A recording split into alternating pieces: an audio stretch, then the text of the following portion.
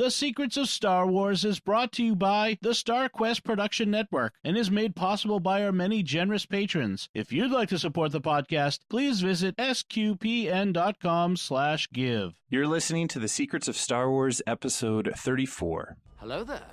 It's a power that Jedi have that lets them control people and make things float. Impressive. Every word in that sentence was wrong. Help me, Obi-Wan Kenobi. You're my only hope. This station is now the ultimate power in the universe. I find your lack of faith disturbing. It's against my programming to impersonate a deity. That's not how the Force works. Force is with me, and I am with the Force, and I fear nothing. Remember, the Force will be with you, always.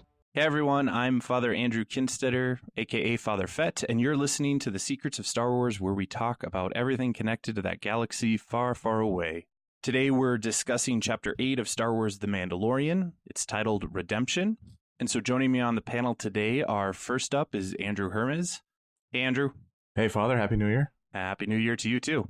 Second up this evening we have Thomas Sanjurjo. Hey Thomas. How's it going, Father? Very well. Third is Angela Cialana. Hey Angela. I am wearing a fur cape, just like my new favorite character, the Armorer.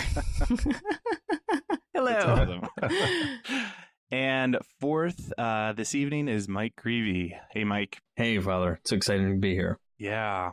Well, we've had about a week longer than normal to digest this episode. And we took it. Yeah, we took a break from recording over Christmas break, but we're back to talk about Chapter 8 of The Mandalorian. So it's titled Redemption, and Disney's summary is this. The Mandalorian comes face to face with an unexpected enemy. I don't know if I've said this before, but I love how purposely vague those descriptions are. And this one's excellent too. Like the whole concept of face to face as it plays out in this episode is phenomenal. Oh yeah. Dun dun dun.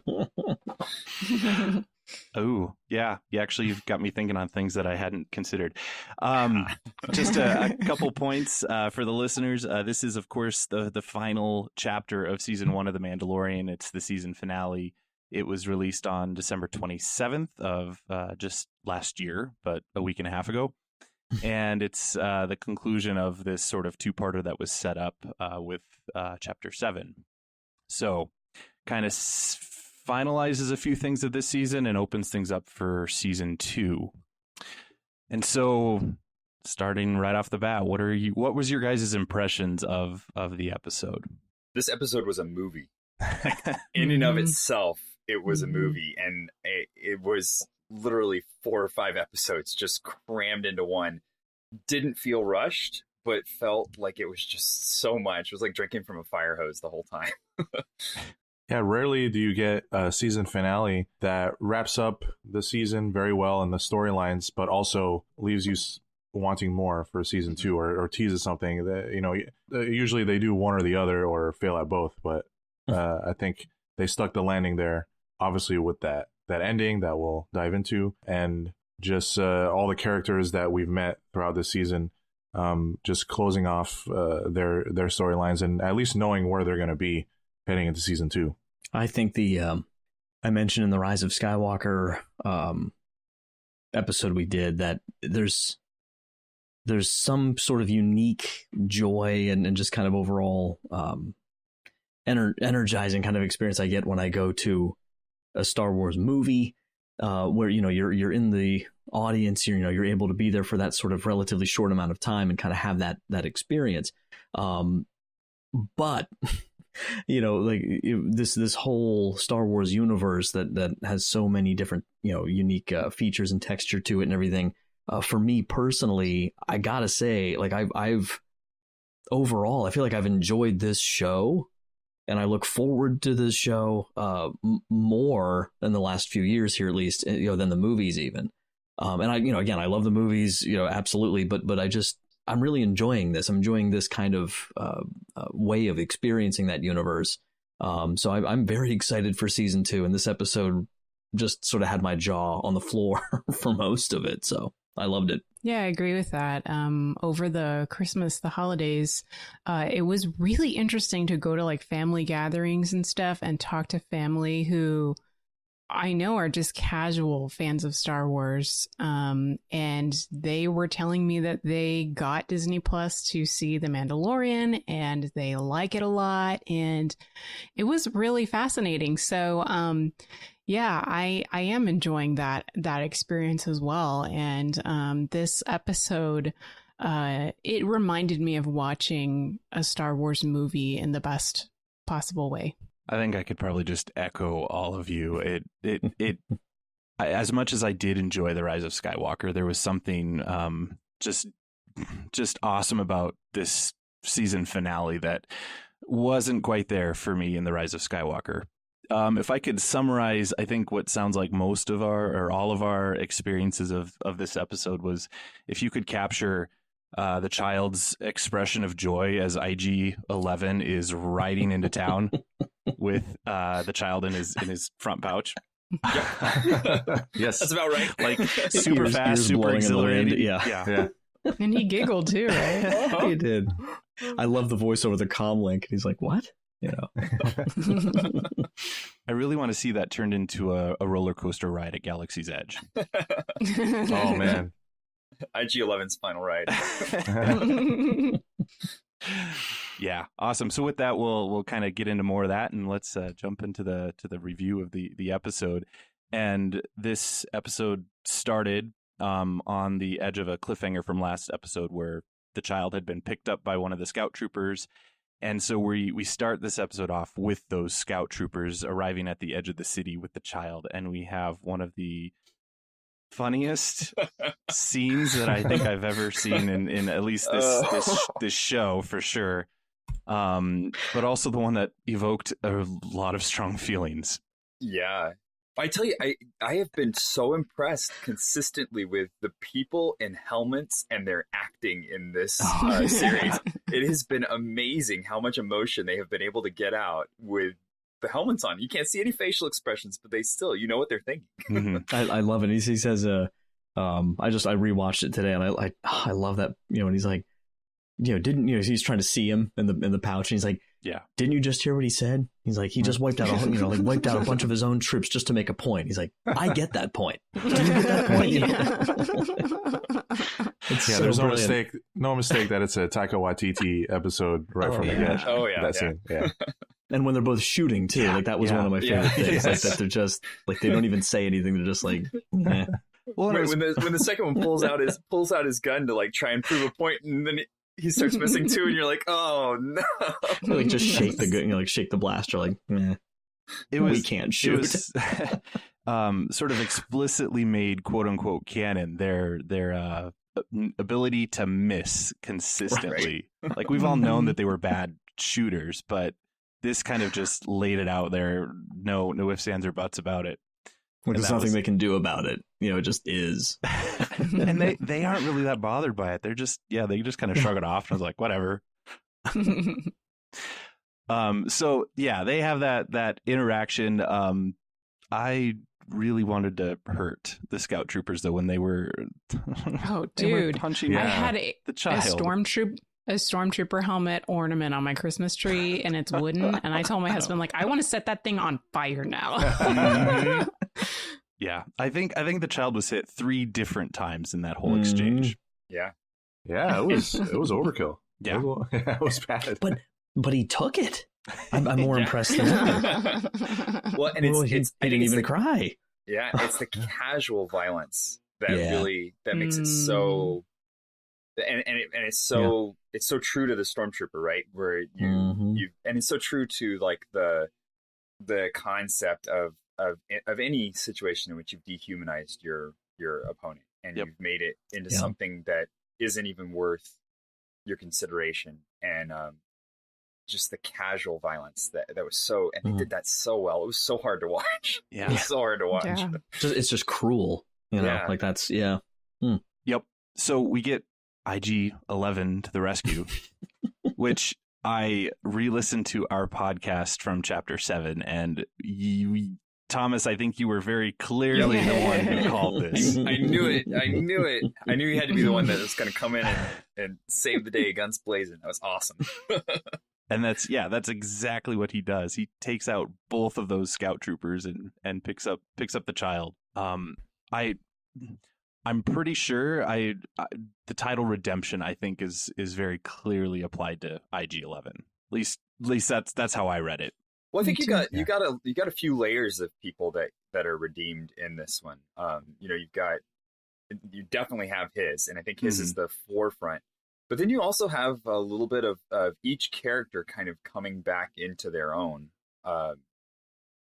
Because Kara's been out of everything, and now she's more heavily involved than I think she expected at this point.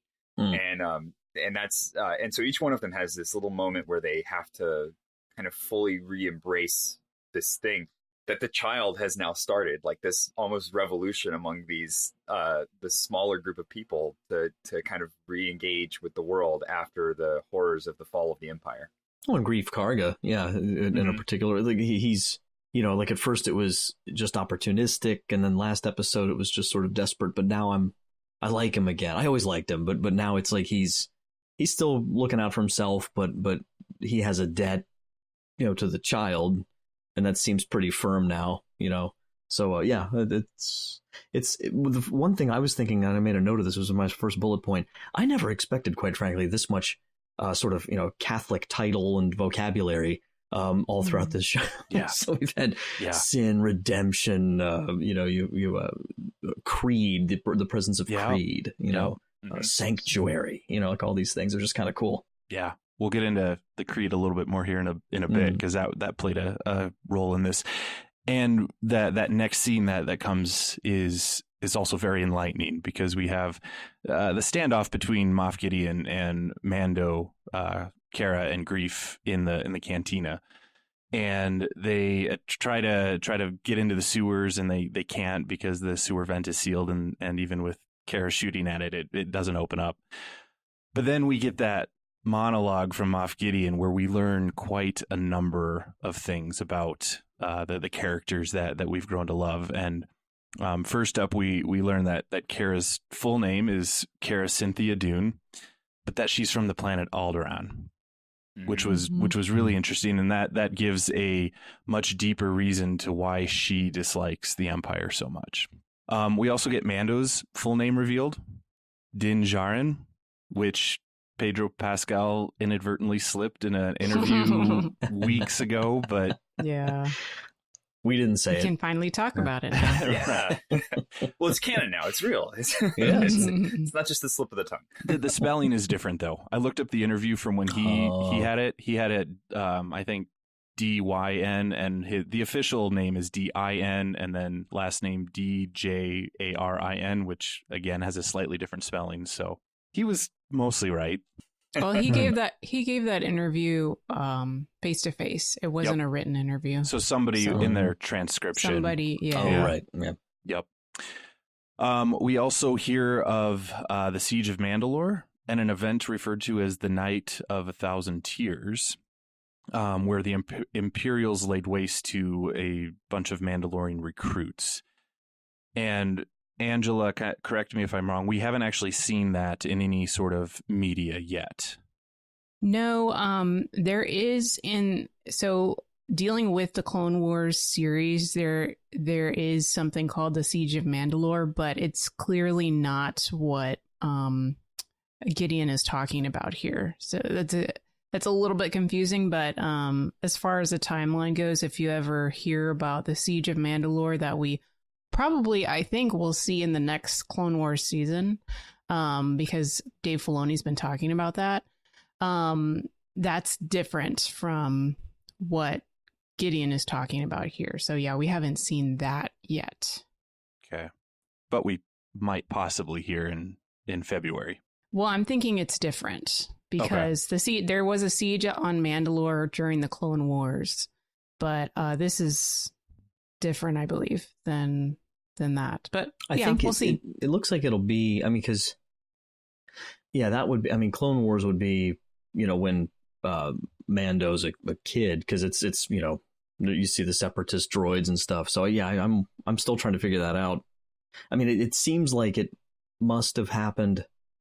I don't know, maybe some like last minute, desperate move by the Empire, like in the very end of that war, because it's not addressed in Rebels either. So I don't know. Well, I'm sure they'll fill it in at some point. There was some, and I forget exactly what I was reading, but there was seems somebody was linking this to the same time frame as the Purge. So I think you guys could be very right. The end of the Clone Wars, and yeah, I'm sure we'll get a more deeper explanation at some point through some media. I like, coming back to that theme of the Catholic stuff that appears in this. I love the weaving of this indigenous American sort of feel with the Catholic kind of doctrine and language that you have in the Mandalorian culture. And so you see here another one of those things where it's like you've got this Night of 1,000 Tears thing, which is a very kind of indigenous American feel to it. But then at the same time, they're talking about a list of records of people who have been in, which is a very Catholic thing, like the book of names of the petitioners or people who've gone through RCIA or something like that. And it's, they're very record keeping, but they're also very kind of tribal in the way that they deal with things. It's a really cool feel that they give to the culture that way. Yeah. So the other thing that we learned then with Greef Karga is that he's a disgraced magistrate. So I don't know any. What did you take that to mean? Yeah, from where? Like, I'm curious. I was wondering if he was a magistrate related to Navarro. And in that sense, does his disgrace have to do with what happened with the what am I trying to say? The bounty hunters. Oh, the guild. Guild. Because he talks about Din Djarin being a decommissioned Mandalorian hunter. So it was like, okay, decommissioned hunter. Does that refer to him being a decommissioned bounty hunter? Or does that refer to something else? Because clearly he was still a Mandalorian, right? I mean, so I don't know. Yeah, I mean, Greef Karga doesn't seem to want to leave Navarro. We'll see that at the, but like he could maybe, but yeah, there does seem to be some affinity for that place. I don't know. Yeah. Some of the way he talks about it. It's possible that he was like an imperial magistrate for the planet. And then when the Empire fell, he was, according to character, an opportunist and decided to, try and change the system so that it wasn't dependent on the Empire anymore, made the Bounty Hunters Guild, and kind of took it from there. That was my interpretation of it. But it's really like it's open to learning much more about the character, and is really a cool insight to, he's got a history that's even bigger than what we know of. And that's Kara had mentioned that the Empire had a really long presence there, or that it was one of the last places to fall, kind of thing. So if he was there, that was a part of it. So yeah, that would make sense. Well, and even Moff Gideon calls Kara out fully for being a rebel, but doesn't equate rebel with Greef, just a disgraced magistrate. Yeah, we'll find out more, I'm sure, next season, hopefully. We then get this incredible line from Moff Gideon as he threatens to destroy the building. I just kind of wrote in my notes that I loved how upfront and honest he was about his ambitions, and like a lot of villains tend to try to get the hero to trust them, but then betray them and backstab them, and Moff Gideon was just upfront. He said, "I will act with my own self-interest," and which at this time involves your cooperation and benefit. So that was he just embraced his villain side, and I was glad to see that. Yeah, very much like his character in Breaking Bad, Gus Fring. Just he's no BS. He just tells it like it is, and you just have to deal with it. I think he's been on. I think he's had like 9 minutes of screen time or something, and he's already honest to God, he's only Thrawn is ahead of him behind Vader and the Emperor for me in terms of Star Wars villains. He is one of my favorite villains already. I just have a feeling about him, and then that was before the whole end of this. So yeah. So now I'm just like, what? It's a bold statement. Yeah. Well, I think he's well cast. He's very well cast. He's got an incredible presence. Yeah. Which speaks to his character and he creeps you out. Like, you're sitting in the comfort of your own living room, and I'm afraid of this man. And he's a long time ago in a galaxy far, far, it doesn't matter. Yeah. Like I'm looking around the corner for him. Yeah, it's a good villain. And just the way his TIE fighter landed, it was so like I've never seen a TIE fighter land like that. It was so like grandiose and like over the top. Like you must have had it like custom fitted to do some of those things. But he's also slightly unhinged, because even with like the scout trooper dialogue and everything, like he just killed someone for disagreeing with him. Like he's perfectly he's an exemplar of the Empire. Yep. And again, that's what you get a lot of in this episode. It's just the example of the Empire is slightly unhinged, terrifying in its just kind of calm presence, but that fringe of possibly going crazy, and then completely overpowered in the end of all things, right?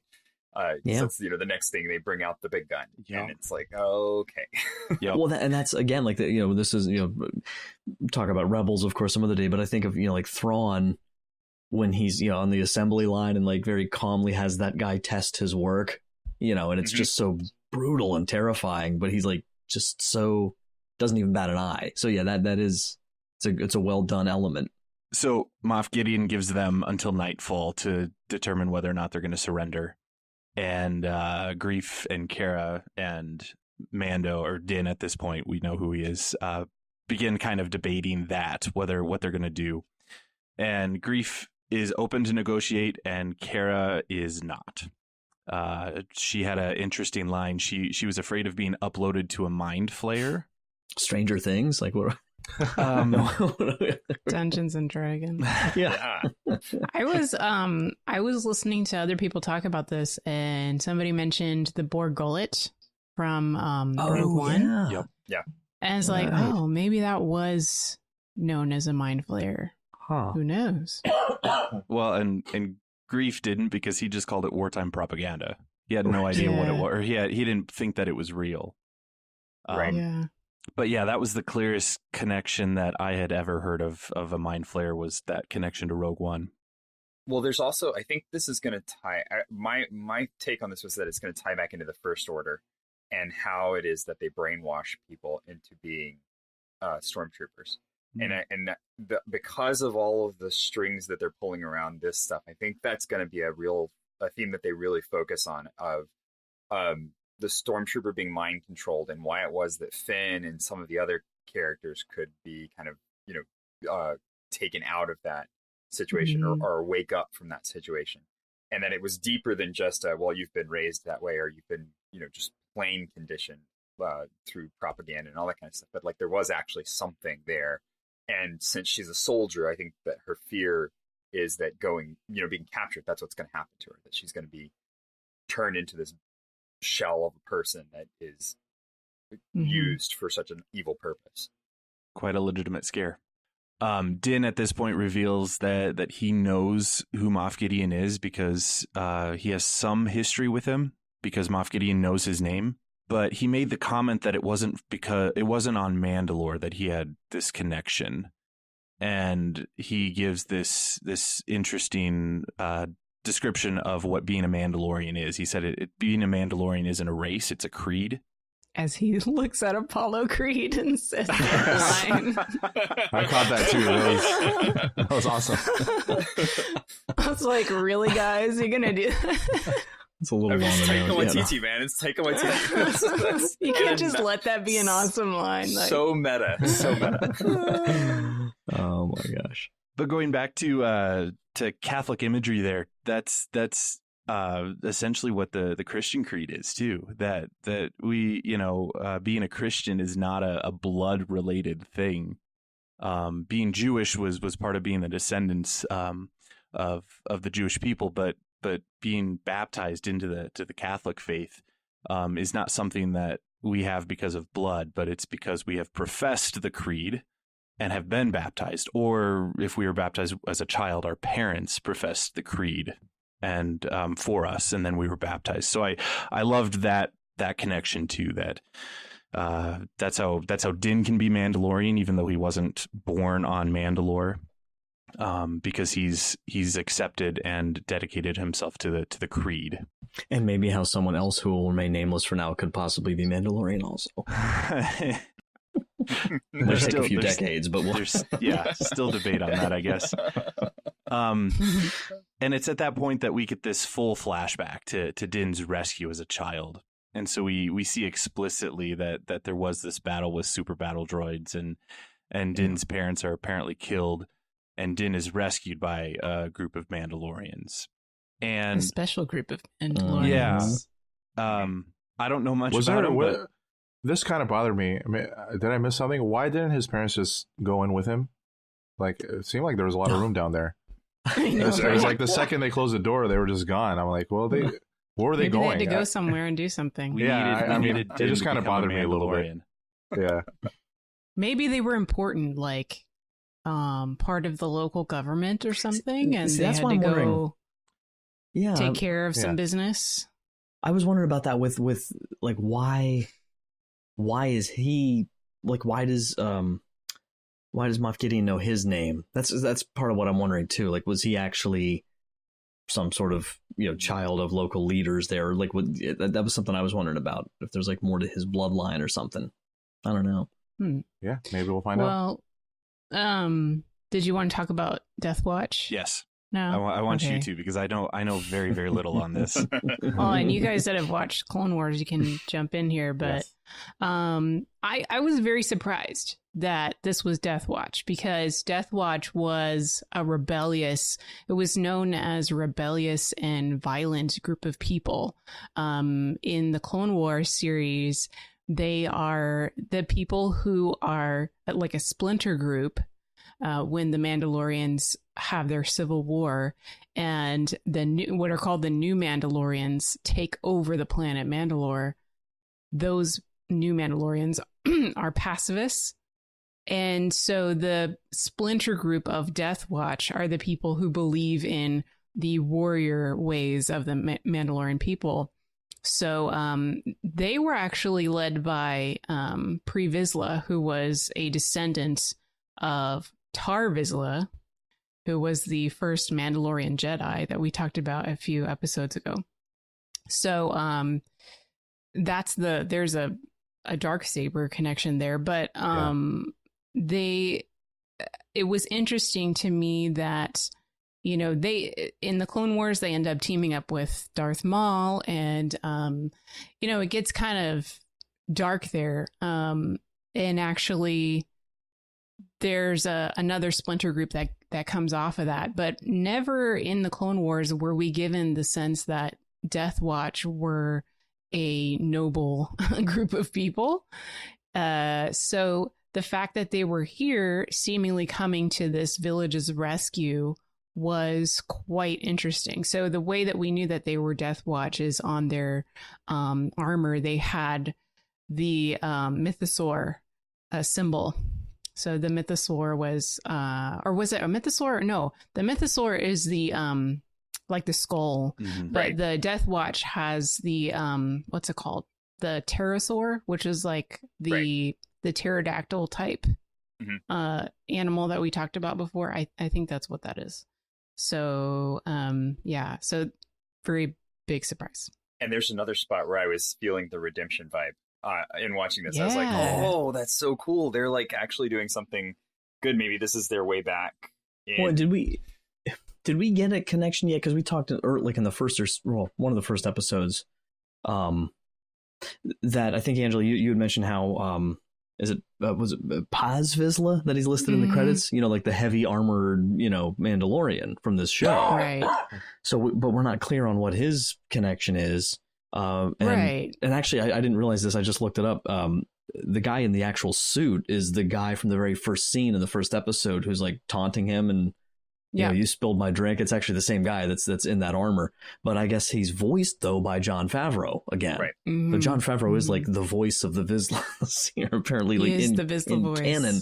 But I'm not too clear yet on what that connection would be. Like nephew, something like in the timeline. We're talking like 20 years or so now later, I would think, right? So Right, Yeah. because or actually more than that. It's like more like 30 years.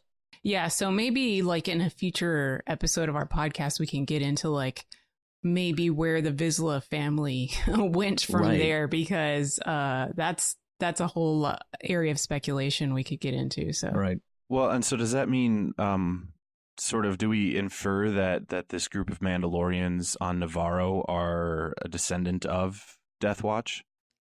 It's possible, which is kind of what I said. Like you could have a discussion on whether that's true or not, but there was like I said, a splinter group that did not believe in the how far Death Watch was going to go, and they were led by Bo-Katan, who is the one that ended up having the dark saber later on down the line. So yeah, it's not really clear whether these guys are like Death Watch or not. Okay. Well, what we do know is that they rescued Din, and so he tells Kara and Greef that he was taken in by the Mandalorians and treated as one of their own. And then he says that when he was of age, he was sworn to the creed, and that the only record of his birth name is with the registers of Mandalore. And he said that Moff Gideon was an ISB officer during the Purge, which is an Imperial Security Bureau officer. And that was how Din knew that that was Moff Gideon, and that he knew who Din was. So don't really know how that all kind of played out, but and at that point, Din also concludes that the child must have somehow gotten away because Moff Gideon hadn't killed them yet and still needed them. And he manages to get IG-11 on the comm because he's trying to get a hold of Queel to see what's happening with the child, and learns that Queel is dead and IG-11 has custody of the child. And then the scene shifts to IG-11 and the child, and they storm the city, which was a phenomenal sequence. It's just so great. But it's such the wrong thing to do. Like, why is he bringing the child into the city? This is like, go the other way, IG-11, go. And I was kind of trying to think about that, because IG-11 at various points in this episode makes it clear that his base programming is to basically protect the child. And so the only way that he would determine that going into this city with the child would be is that he's determined that this is the best way to protect the child. Right. Yeah, so he had to eliminate everyone that would be after him. Right. To truly protect him. Yeah. Right. So IG-11 wants to connect up with Din and the rest of the crew, and takes out a bunch of stormtroopers along the way. At this point, the fight is breaking out, and did you guys notice Greef taking shots? Yes. Yeah. In the cantina. Yep. I can't blame him. Like you just need a little liquid courage right before you go out and do that. And I also like the way he shoots, because it is funny sometimes to see, and this is, I'm not some expert marksman, but as a former, Army guy, I do laugh sometimes, and you just see like some actors clearly know how to shoot and some don't.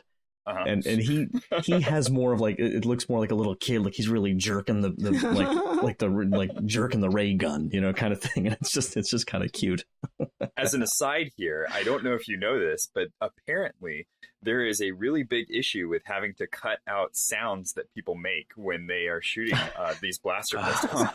And so there was a big ribbing over lightsabers. I haven't heard, but it was so it's with the blasters too. So as actors are shooting the blasters, they're making actual pew pew pew noises, and those have to be fixed to the mouth or the angle or something has to be fixed. Oh my gosh!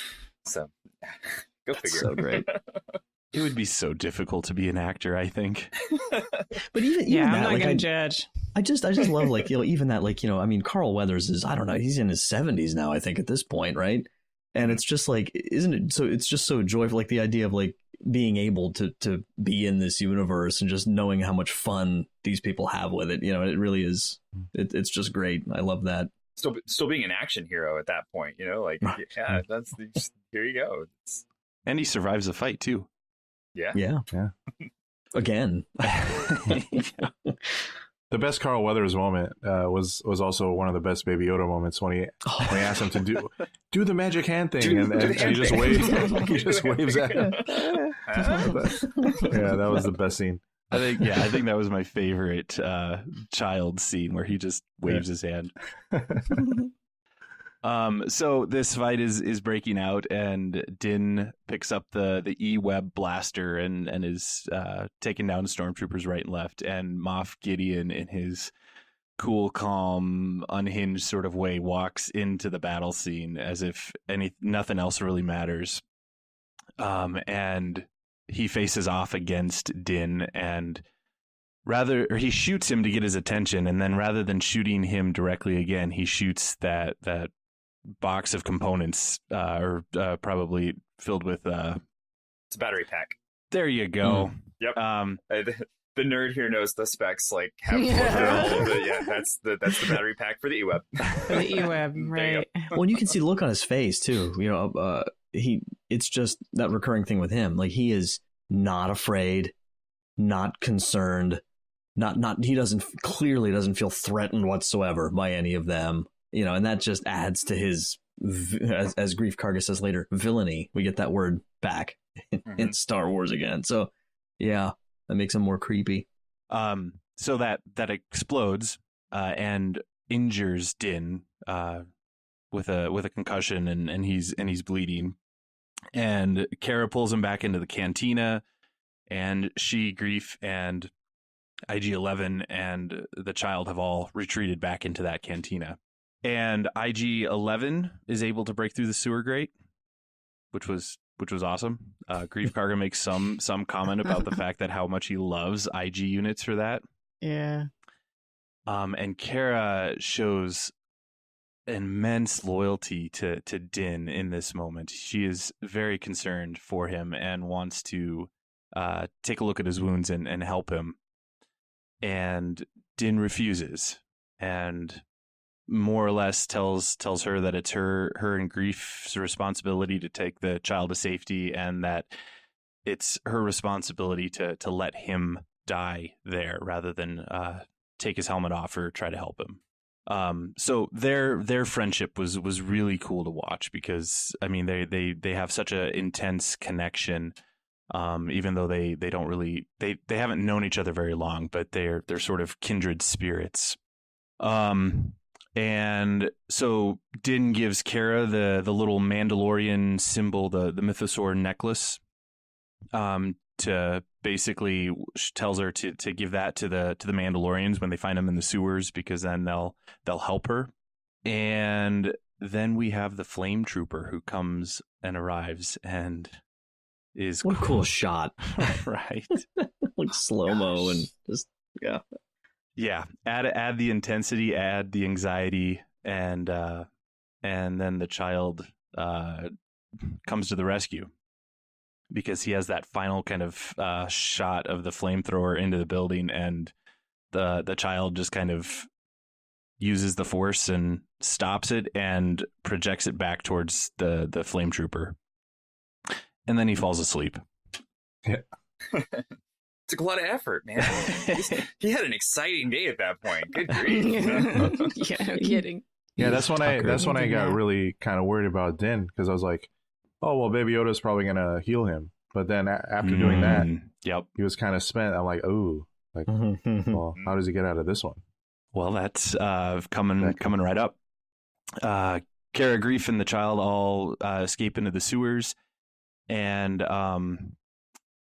IG-11 comes over to Din and finds the loophole in the creed in order to take off his helmet.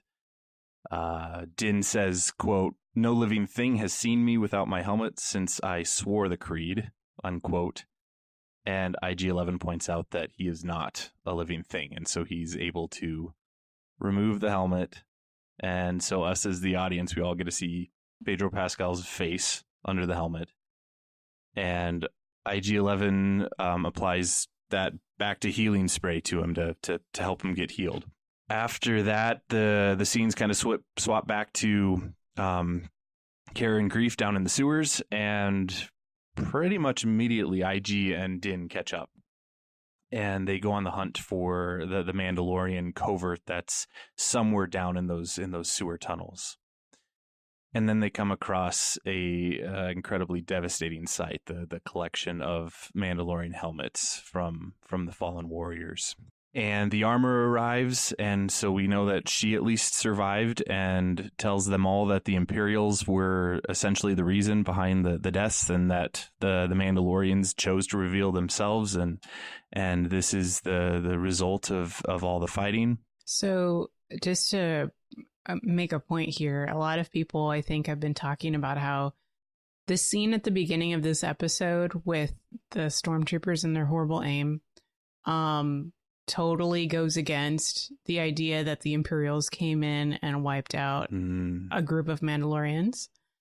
But I think you can buy into this idea because the Death Troopers are still quite intimidating, and we've seen here as well as in Rogue One that they and Rebels too, that they are good shots. And I'm sure that there's other ranks of troopers that, you know, had better aim, such as Bill Burr's character in this series. So I think it is plausible that it happened. The Empire never wins by just out shooting their opponents. They win by just numbers.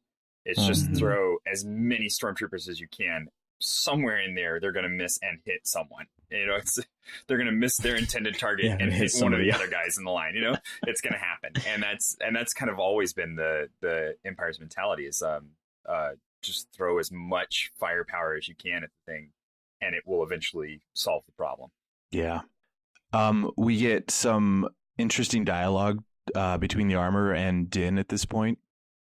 Din invites the armor to come with them, but she decides that she needs to stay back and salvage what remains of the Mandalorian armor.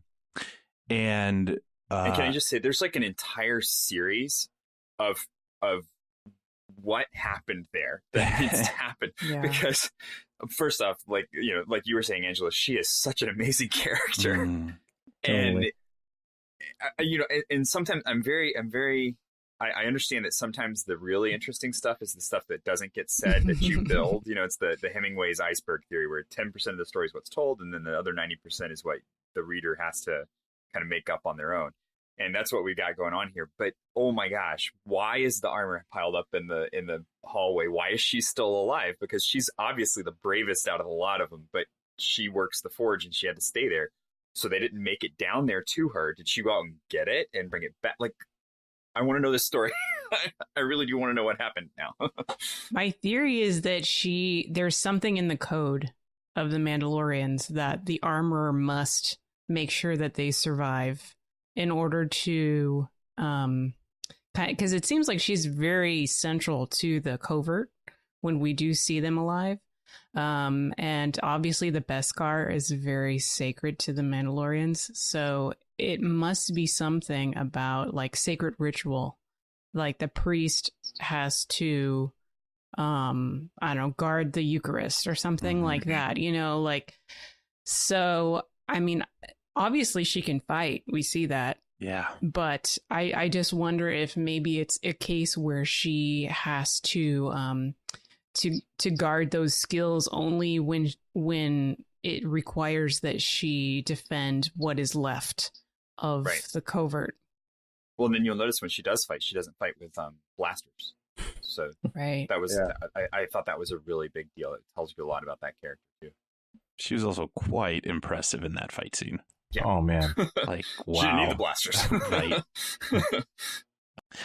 Yeah, so she has an interaction with the child, and we hear that she at least knows of the Jedi and of the Force and the powers that the Jedi have, and I'm going to quote her here because I thought this was an awesome quote. She said, "The songs of eons past tell of battles between Mandalore the Great and an order of sorcerers called Jedi that brought with such powers."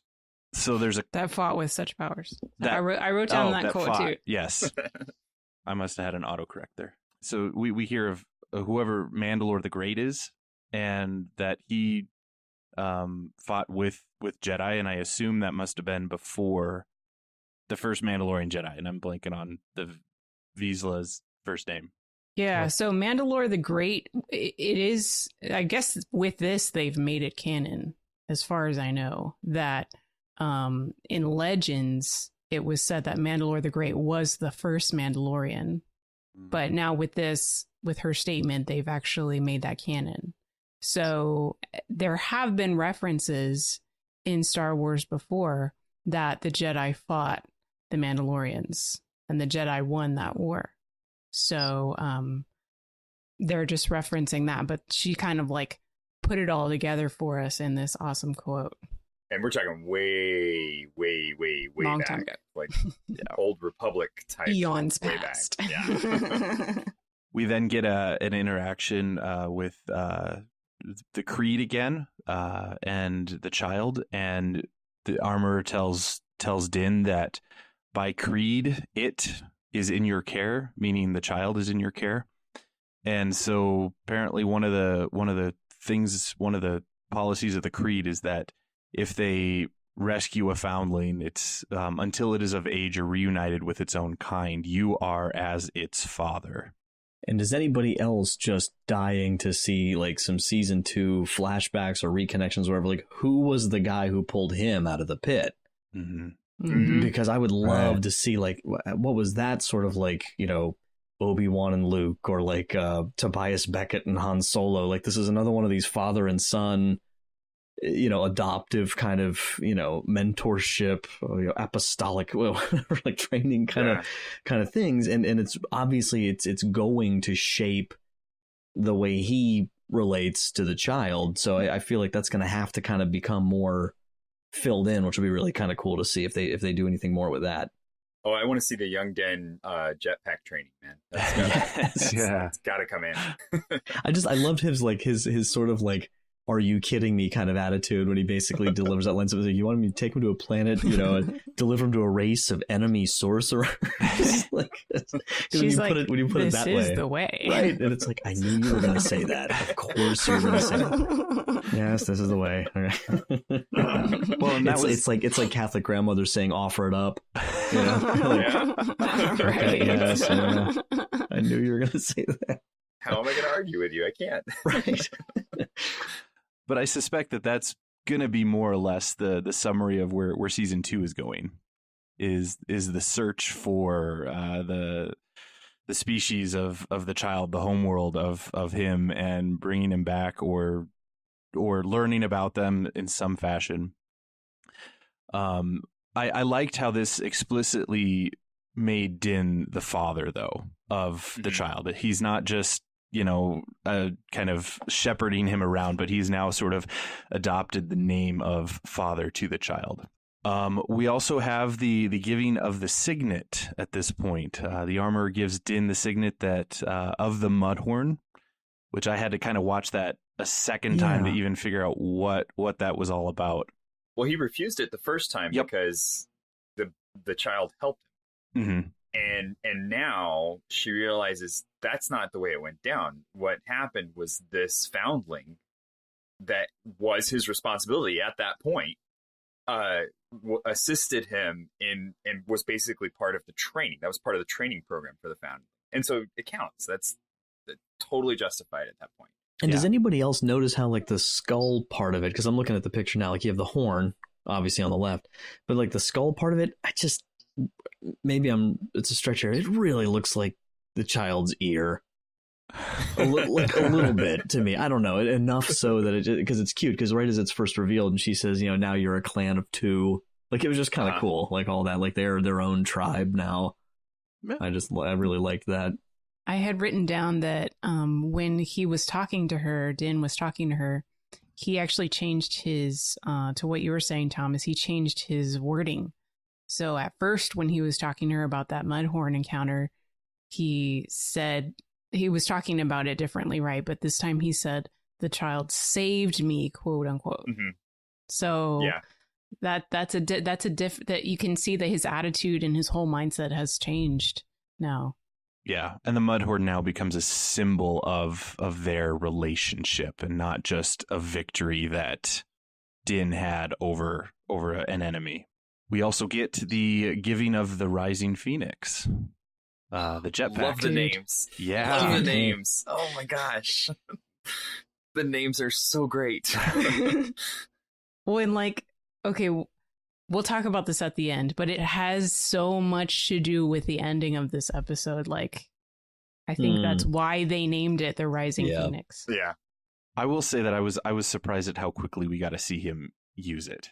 Because I kept, even at this point, thinking, oh, he's still injured, but the Bacta was working quicker than I expected. So he receives the jetpack, and IG-11 has to carry it for him, which was the relationship there was really cool to see too, between Din and IG-11. How and again, I was re-listening to our Chapter 7 episode discussion, and just the whole notion of Din looking at IG-11 episodes ago as simply a killing machine to the point where he's at now, where he's obviously developed a sense of camaraderie with IG-11, and he's carrying his jetpack for him, and considers him a valued member of the team at this point. Right. He has rescued the child and not done so selfishly or anything, or killed him, which is what Din expected, but he has proven himself to be a valuable asset to their group. Yeah, it's very obviously influenced by T2 Judgment Day. Especially IG-11's final scene is almost exactly like the Terminator's final scene in that movie. So you see that dynamic between him and Din, where Din kind of just sees him, like you said, as a part of the team, and doesn't really see him as just a droid anymore. We were just missing IG reaching over and saying, "I know now why you cry." It's like, okay, that's too far. That would have been a bit much, I think. We sort of got It was close. Yeah, it was I've almost analyzed your voice. You're sad. Yeah. No, I'm not. Yeah. So that's coming up. The armor sends all of them off to the lava river, which will hopefully lead them out to the flats to escape the Imperials. And that is then when the armorer takes out that squad of troopers that finds her. And she was quite efficient about it. And again, I want a whole series about her. I know, right?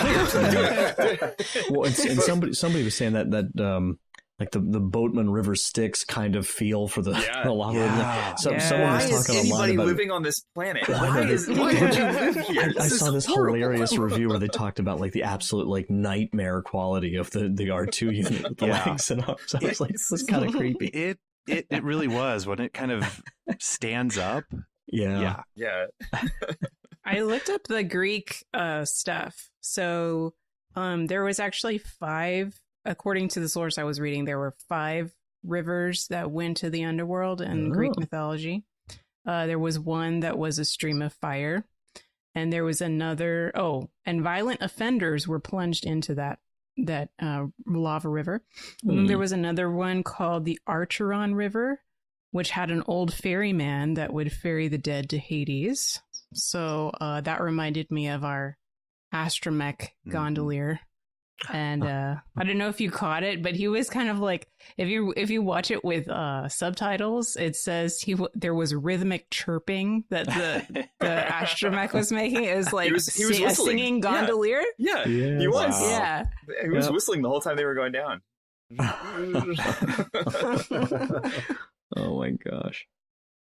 I was totally picking up on some of those themes too. They do manage to get into this boat, and this R2 unit starts to kind of get them to go down the river, and they through their visors can see outside the entrance of the cave out to the flats, that they can see that there are stormtroopers flanking the mouth of the cave at their escape point. And IG-11 steps up and offers to take out the stormtroopers by self-destructing. And I was, again, listening to our previous episode, we had talked about just even IG-11's self-destructing necessity from the very first episode, and how he was so paranoid about it and just wanted to self-destruct right away. And Din is like, no, we're going to shoot our way out. But in this scene, he is very rational about it and collected, and he reasons through it and knows exactly what he's going to do, and offers all of that to Din.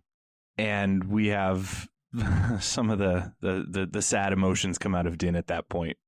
And IG actually, right before he gets out of the boat to go forward, he pets the child goodbye. Which was really makes really, you wonder. Yeah. Is that part of his programming or something else? Evolution. A little bit of soul. Yeah. Well, and that's it's amazing that they really embrace this one, because everywhere else in the Star Wars saga, even with I don't want to spoil stuff for the movie in case anybody hasn't seen it yet, but even with the way they dealt with the droids in the latest movie, there was not this level of emotion around them and what it means to be a droid in this world of living beings. They weren't just objects of use, but they were beings in their own right.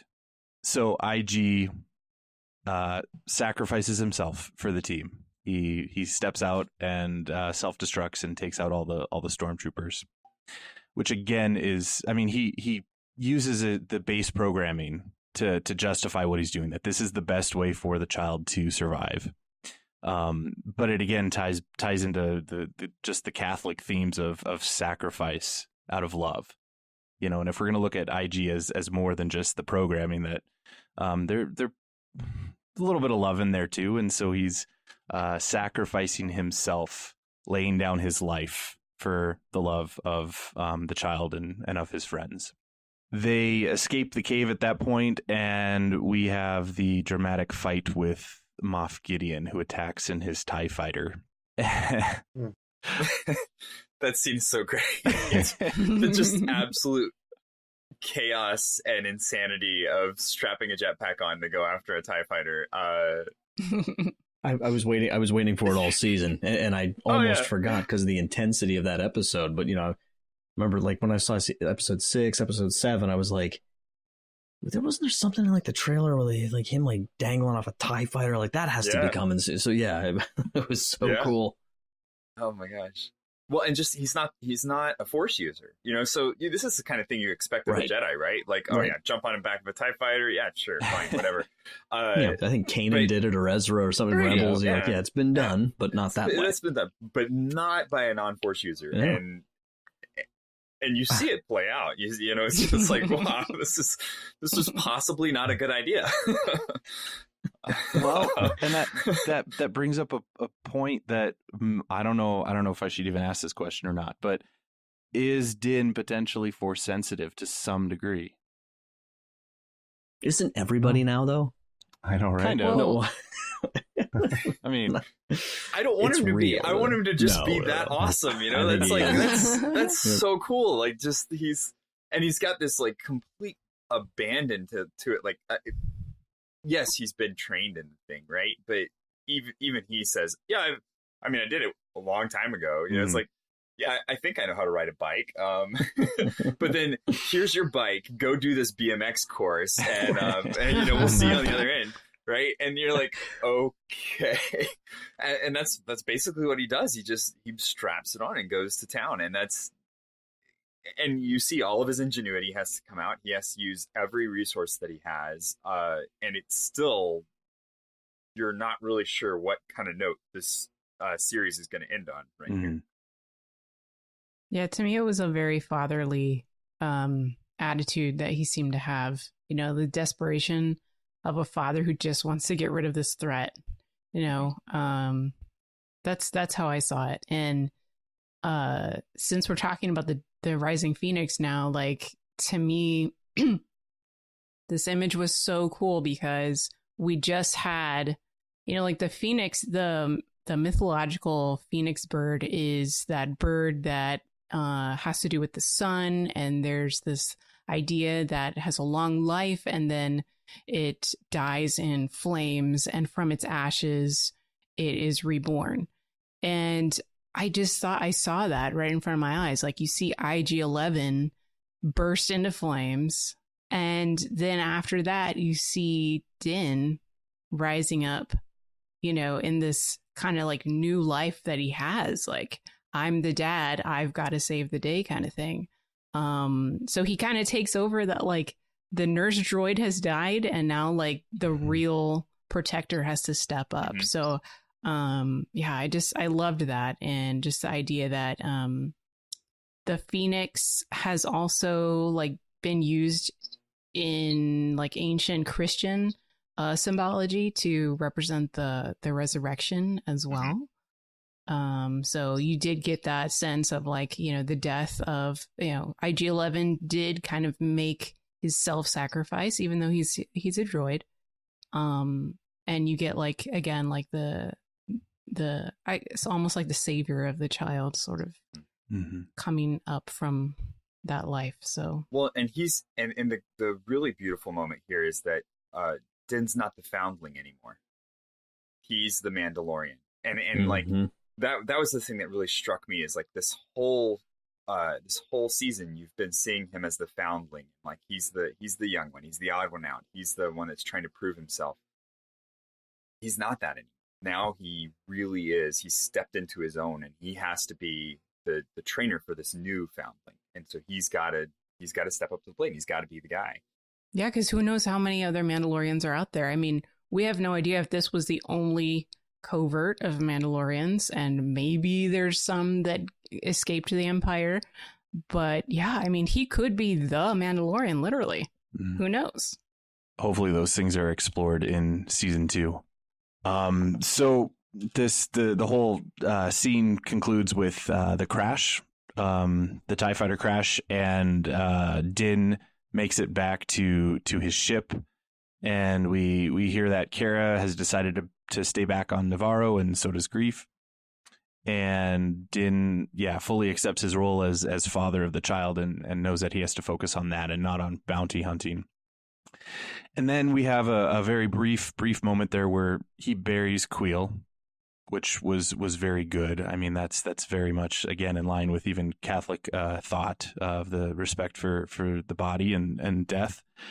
And then he leaves in the Razor Crest with the child, and we find that the child has the Mythosaur necklace around his neck, which I thought was very appropriate and symbolic of the clan that they are now. And the final scene of the episode is we... Oh, so we're going to actually start the episode now, right? We're going to talk? Oh my gosh. Right? Moff Gideon didn't die in that crash, and he escapes out of the cockpit with the help of the Darksaber. So he's apparently cheated death twice. I just love some review somebody had where they mentioned that moment, and they're just like, you know, and if you know anything about it, you're like, no, you put that back. You put that back. And you're like, just the instant, like, we don't know how he got it, but however he got it, oh, that's not okay. Like, you do not have that. It was funny. Was it just me, or was the CGI kind of weird on it? I felt like... I don't know. I wasn't expecting to see it. I know that. Yeah, I don't know. I remember watching it, and I'm like, yeah, the CGI is kind of wonky on the actual saber. But I mean, could it be because it's so? I don't. We've only ever seen it in an animation. Right? I don't know. It's almost like he's holding. It's like Roger Rabbit, you know. Like, sure. Yeah. Like, I don't know. Maybe I wasn't ready to see it. Yeah. At least it was good enough to know right away. Like, oh, that's the Darksaber. Right. Yeah. And it's meant to be like a blade versus like the cylindrical lightsaber beam. Yeah. So in Rebels, Kanan Jarrus tells Sabine Wren, who is training with the Darksaber, he tells her that it's a current of power. Right. So it's not like, it looks like it could be a retractable like metal thing, but somehow it is like a current of power, energy, whatever. So, but it is weird. I think there's so many people that have been kind of like dissatisfied with how it looks, but it's kind of like, well, it's sort of paradoxical because it's a dark lightsaber. Right. Well, Like, how do you do that? It really seems like the kind of lightsaber a Mandalorian Jedi would make. You know, because like, God forbid they make one like everybody else. You know, it's like it has to be this totally different thing. Well, and I think you run into two issues there. Like everything looks weird when you've gotten used to it a certain way. Yeah. And so, you know, like, especially after watching the Clone Wars, and then you come back and watch the, Revenge of the Sith, and it looks bizarre seeing the droids in real life as opposed to cartoony kind of thing you've gotten used to. And so I think we're going to experience that at first initially with this, but I think they made a really good decision, because there was a real question about what it was that he was using, unless you actually knew exactly what it was and you were ready for it. Oh, as it ties into the Mandalorians, this thing has to exist. It could have just been like a knife, you know, like a really specialized kind of like, safety knife or vibro knife or something like that cut out. And I'll admit, I didn't even realize what it was at first. I had to go back and like read a couple of reviews and then go, oh yeah, that's right. 'Cause it's been so long since I watched the Clone Wars that, you know, I didn't even know. And so I was like, my kids were like, what is that thing? And I'm like, I don't know. Let's go figure that out. So, I think it was good because it sets people who aren't like as steeped in the lore as some of us might be, can still see, okay, well, it's something special. It's not a lightsaber. It's very obviously not a lightsaber. And that's, I like that aspect of it, that it was very clearly not a lightsaber. But as we find out more about it, we'll find out, you know, why it is so much like a lightsaber, even though it's not. And it showed up in Rebels quite a bit too.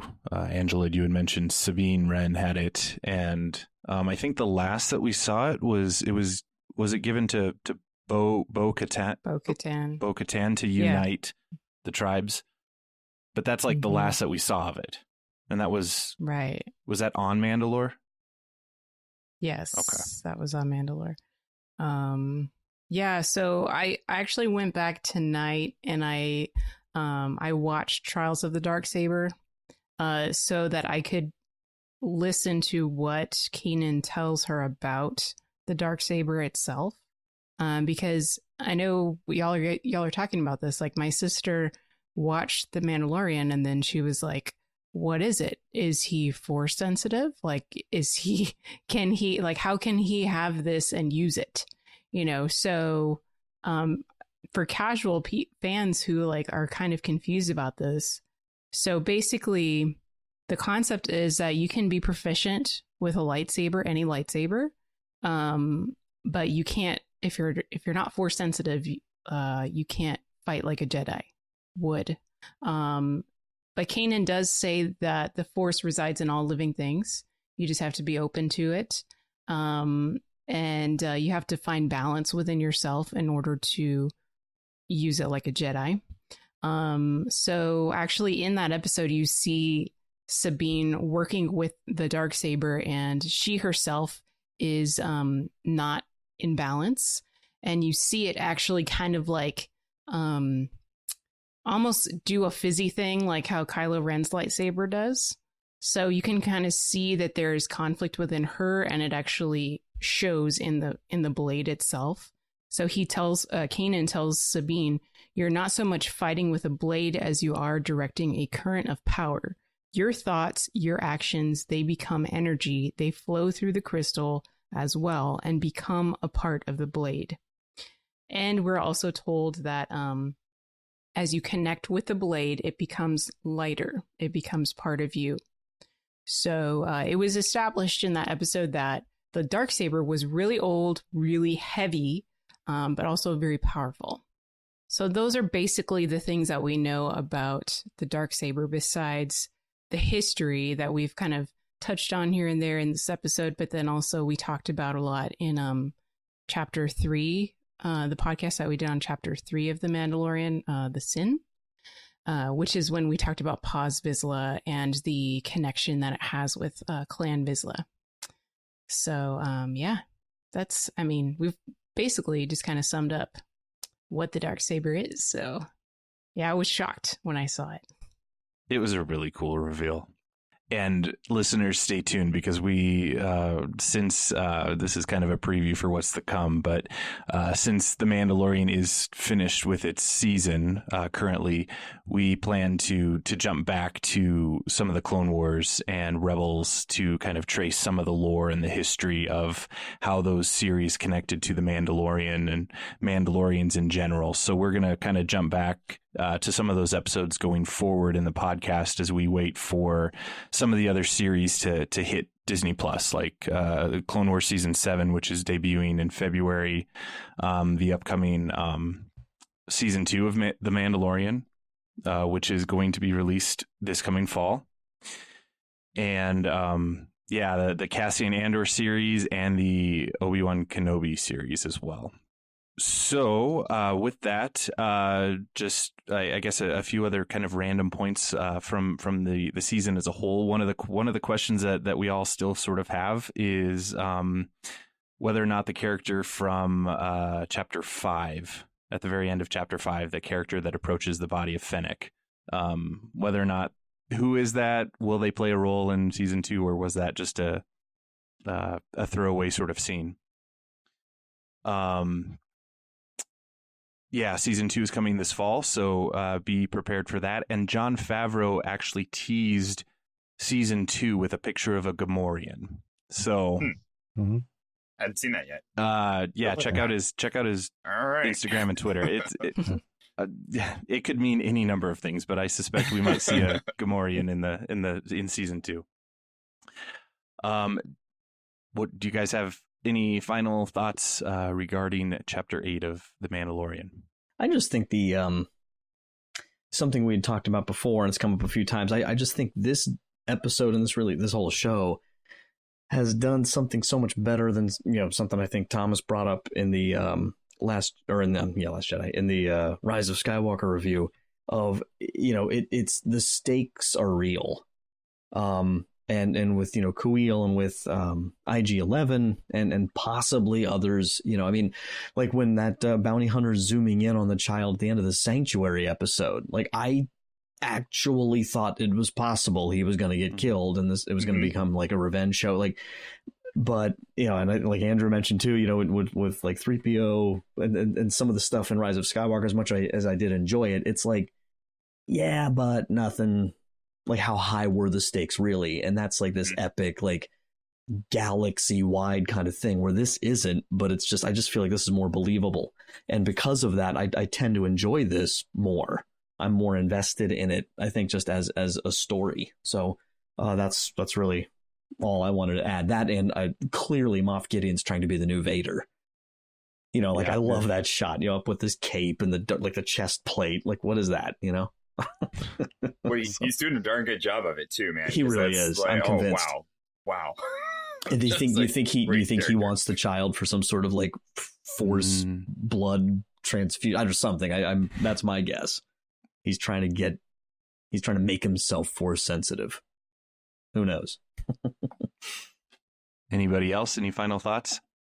I'm looking forward to seeing Dr. Pershing again, and figuring out what is up with the client, as well as Gideon saying that this child means a lot to them personally. Like, what is this? Yep. So yeah, it's very exciting. And also, Mandalorians have got to be sweating in their uniforms like all the time, because I've been wearing this cape, this fake fur cape through just our podcast in my air conditioned apartment, and I'm like sweating. Well, especially on Navarro where it's covered in lava.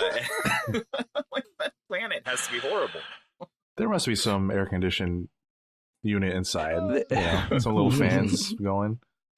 Well, see, my justification is always they're in space, right? So it's always cold in space. So that's but that's true.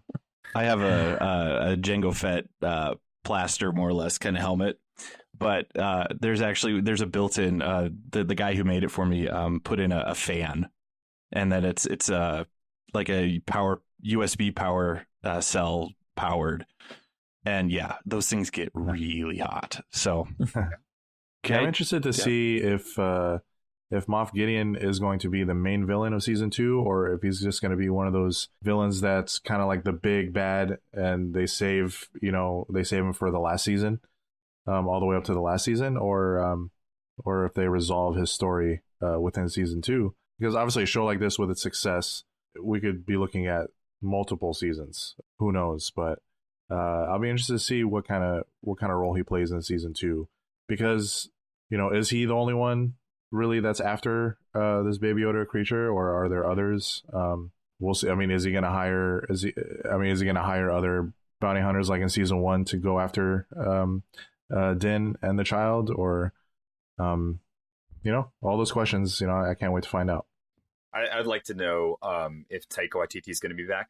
That's my real. I want more and more and more story from him in the Star Wars universe. He did such a great job with IG-11 and that whole plot line. And his jabs are so, like, the little jokes that he throws into everything are just so great and subtle, and at the same time just like hit you like a truck when you realize what they're saying. You're like, oh my gosh, that's it almost takes you out of the story, but then it draws you right back into it too. I want more than 8 episodes in season 2. Right? Oh my gosh. But we'll see. Well, remember there was that spot in the middle where we're all kind of like, okay, when are we going to get back to this this main plot line? And then all of a sudden it's like, no, stop. Keep going. Expand it a little bit more. Yeah, we'll see where it goes. Okay, well, that's it from us. And what did you guys think of episode 8 of The Mandalorian? Be sure to email us or comment on our Facebook or Twitter page and let us know. You can email us feedback at starwars@sqpn.com, and you can find StarQuest on Facebook at facebook.com/StarQuestMedia and on Twitter at SQPN. And now we'd like to take just a moment to thank our patrons who make it possible for us to create The Secrets of Star Wars, including Per H, Lisa H, Stephen H, Patrick S, and Robert B. Their generous donations at sqpn.com/give make it possible for us to continue The Secrets of Star Wars and all the shows that we create here at StarQuest. And you can join them by going to sqpn.com/give. Also, of course, be sure to subscribe to the show in your favorite podcast player in Apple Podcasts, Google Play, Stitcher, TuneIn, Spotify, iHeartRadio. And, of course, you can also follow us on the SQPN YouTube channel. To find previous episodes of The Secrets of Star Wars, please visit sqpn.com/Star Wars. And now that The Mandalorian is finished, we are going to be moving into a bi-weekly podcast until one of the other shows releases with a weekly consistency, and that would not include the Clone Wars, even though it will be released weekly. Those are shorter episodes that we're going to take 2 at a time when we review them. So we're going to be doing a bi-weekly episodes going forward, probably up until The Mandalorian Season 2 hits, or if one of the other live-action shows drop before then. So next week, we will begin chasing down some of the lore that was introduced in The Mandalorian, and so we are going to jump back into the Clone Wars, the animated series, and we will be looking at Season 2, Episodes 12, 13, and 14. The Mandalore Plot, Voyage of Temptation, and The Duchess of Mandalore. So go back and watch those episodes if you haven't seen them, and join us next time as we review them. And so until then, Andrew Hermes, thank you so much for joining me and sharing the secrets of Star Wars. Thank you. Looking forward to the new direction of the show. Awesome. Thomas Sanjurjo, thanks for joining us this evening. It was nice to be here. Angela Cialana, thanks for all your input tonight. Thank you. Great to be here. And Mike Creevy, thanks for joining us. Can't wait for more. Yeah. And once again, I'm Father Andrew Kinstetter. Thank you for listening to The Secrets of Star Wars on StarQuest.